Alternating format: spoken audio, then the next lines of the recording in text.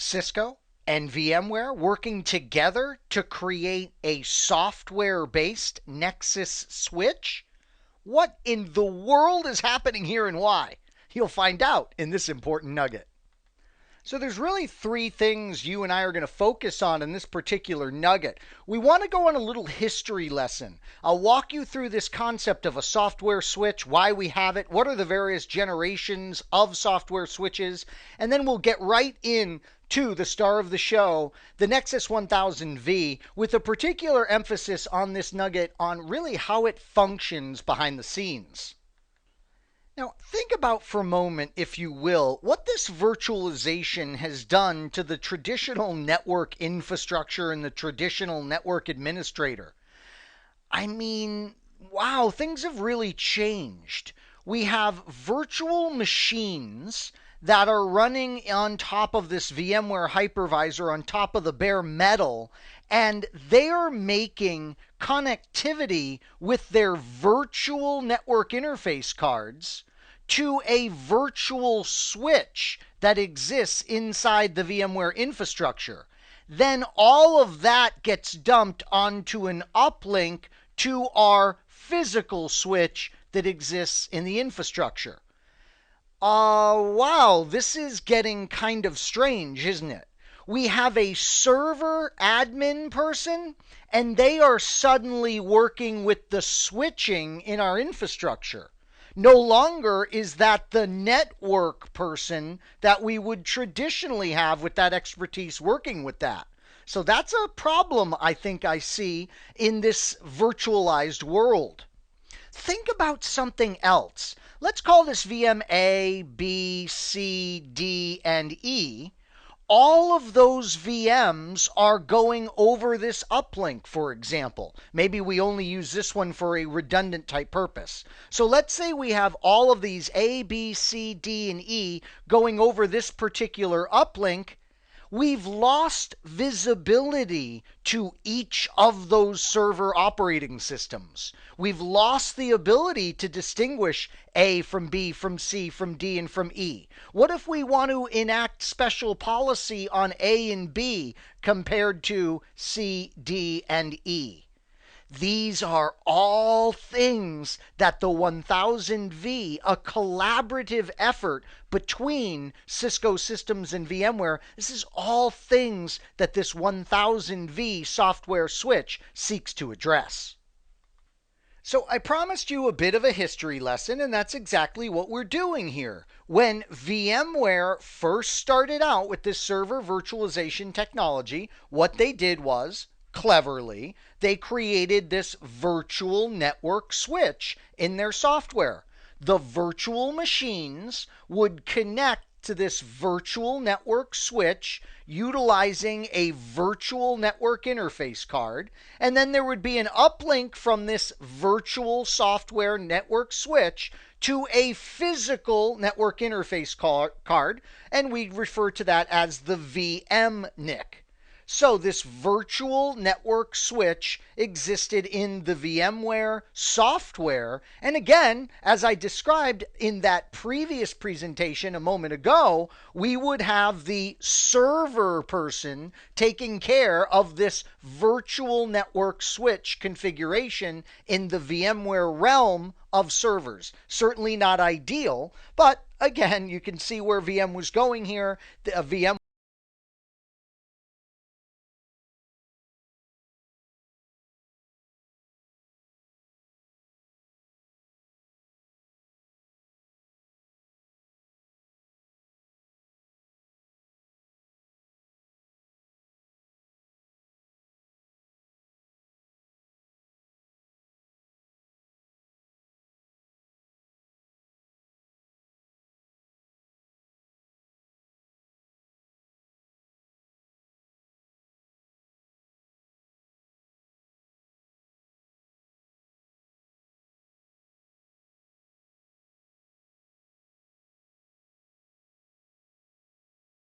with VM port groups is you can assign them to particular VLANs in this standard vNetwork switch that VMware created. Now let's cover some more facts about this first generation of virtual switch from VMware, if you will. We can have multiple of these standard switches on a particular host, but please note that they'll maintain separation from each other, okay? So they will not exchange information between each other on that same host. So no exchange of information. They are indeed layer 2 devices only, so they don't offer any layer 3 routing capability. Just like you would expect from a layer 2 switch, they go ahead and maintain MAC address tables, and they will forward traffic based on destination MAC address. They can switch, notice, internally on that host for particular VMs. So here we have our bare metal host, and then think about that virtual switch, right, that sits on top of that host, and then a couple of VMs. Those VMs can communicate with each other, of course, directly through that virtual switch that is sitting there above the host, if you will. Something else to realize is they support 802.1q. They support a NIC teaming or port channel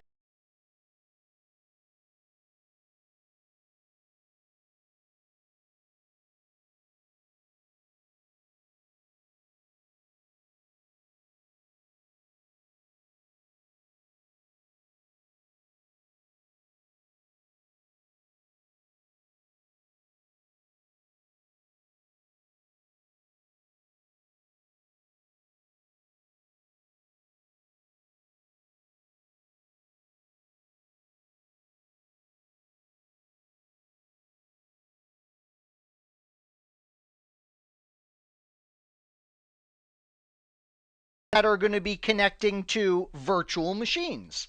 You would organize these, as we said, into port groups. So on this particular device, I've drawn 6 different VM ports on the virtual switch, and I've kind of shown 2 different port groups that we have on this virtual switch. Down here is our uplink port, right? And you know that the uplink port leads to the actual physical network interface card. Something else that you would find on the early virtual switch, you would have in an old ESX environment, you would have what's called a service port. The service port was for literally, and more correctly, let me call it a service console port. A lot of people will say service port, but really we should be technically accurate to VMware there. It's the service console port, and this is how you would get command line access for host management. We know that ESX is legacy now, so we don't really have this service console port concept. Now, another port that you would find on this early switch was the VM kernel port. What's the VM kernel port for? And that's kernel with an EL. The kernel port is for services like vMotion and network file system communications. So when we are moving a VM from one host to another with vMotion, there needs to be a port for those communication requirements.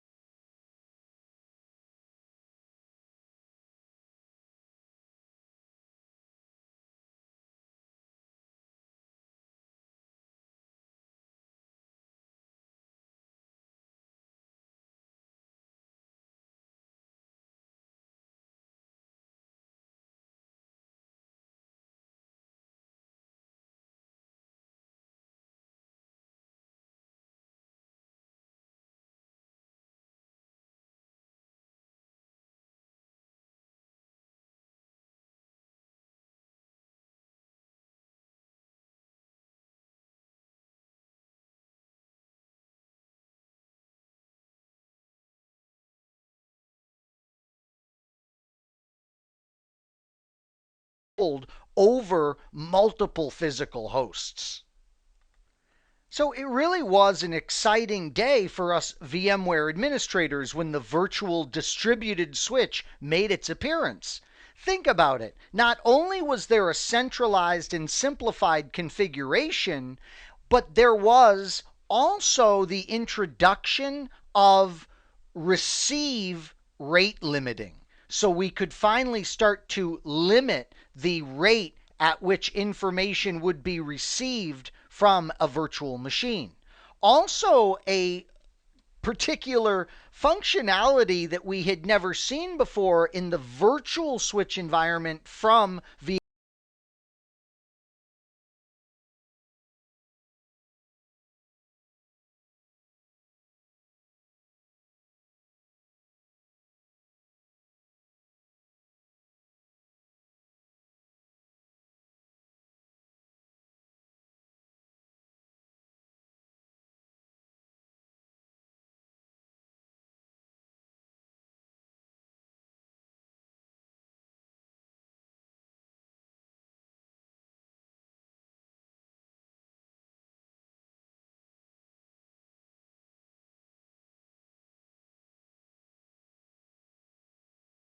system. And VMware said, wow, we'd love to partner with you in that. So that's exactly what we're dealing with. We're dealing with a Cisco Nexus virtual distributed switch that plugs right into the VMware environment and makes the Cisco Nexus admin feel right at home as they interact with a command line interface that is friendly and very, very comfortable for them, having administered hardware that features that same exact interface. Now, when VMware themselves first introduced the virtual network distributed switch, they introduced some receive rate limiting and private VLANs. But Cisco said, wow, if we're basing this on the Nexus code, then we can bring in features like link aggregation control protocol that our people want. We can bring in port security that our administrators love. We can bring in quality of service mechanisms. We can bring in the switched port analyzer for traffic monitoring. We can bring in NetFlow support. I'll just go ahead and stop right there. We can indeed take advantage of all of those great Cisco Nexus features that we are accustomed to taking advantage of. And of course, Cisco engineered the 1000V so that it could also do all the fun, fancy VMware tricks, for example, vMotion. So we lose nothing. We only gain benefits when we move to the 1000V from the vNetwork distributed switch of VMware themselves. The 1000V operates with a paradigm we already know and love. There is a virtual supervisor module that controls virtual Ethernet modules. Notice the virtual Ethernet module sits between the virtual machine and the physical NIC of the host. That's exactly where the virtual switch or virtual distributed switch of VMware would sit. So we have this great supervisor module line card type structure that we are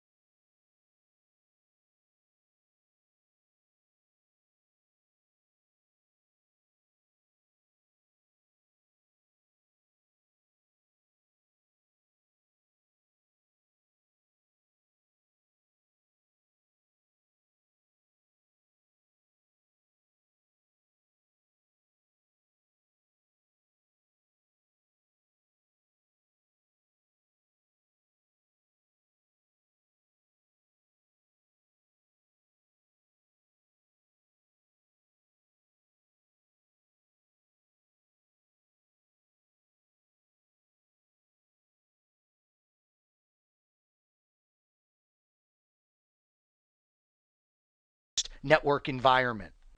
And do you remember that port group concept that we had in VMware?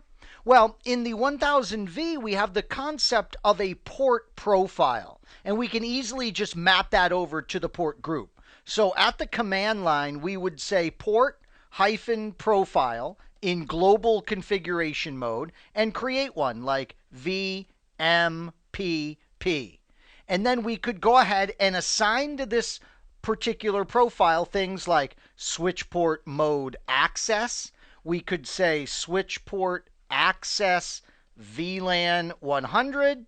And then we say VMware. This is so funny. The VMware keyword at the Nexus command line.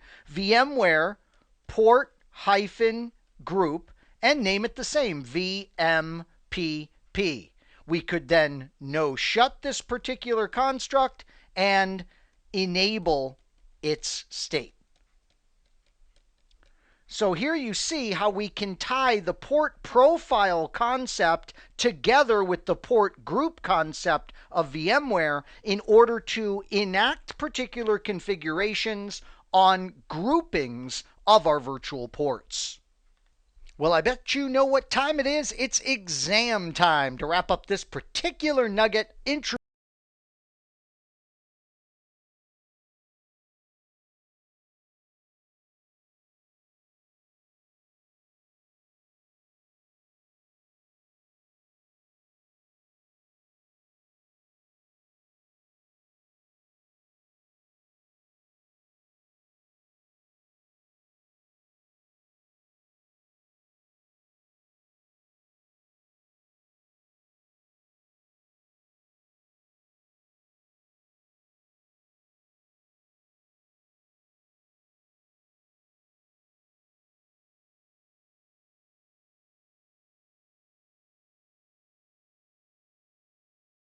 appearance with the 1000V, so did SPAN, so did QoS. So we've sanity checked our answer. It is indeed D, private VLANs. So do you feel comfortable now with the history of virtual switches from both VMware and from Cisco? Do you feel comfortable with the 1000V and how it works? I hope you do. Next up, we'll take a look at the operation and setup of the 1000V. I hope this nugget has been informative for you, and I'd like to thank you for viewing.